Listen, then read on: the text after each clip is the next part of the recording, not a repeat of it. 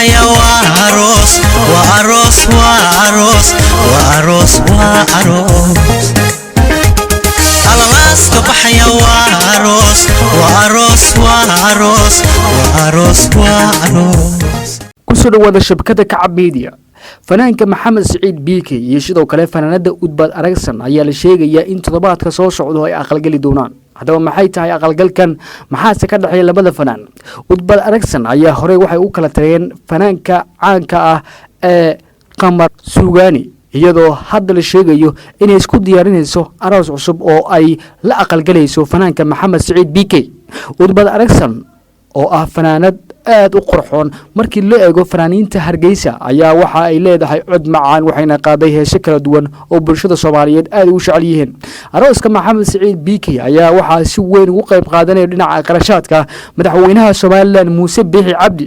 Qamar Suugaani ayaa hore waxa uu guursaday fanaanada Udbad Aragsan iyadoo ay kala tageen.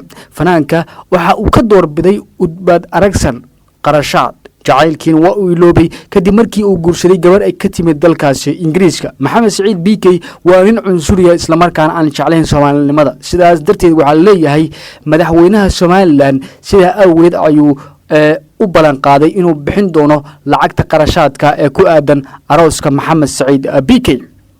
waxaana lagu waramayaa in aad loo hadal hayo isla markaana fanaaniintu aad u hadal hayaan arooskan ka dhacaya magaalada Hargeysa kaasi oo isu guursanayaan fanaanka Maxamed Saciid BK iyo sidoo kale fanaanada Udbad Aragsan oo ah fanaan markii loo eego fanaaniinta Hargeysa aad u qurxan. haddaba waxaan soo gudbin doonaa xogaha la xiriirta arrimahaasi ee nala socdaawada.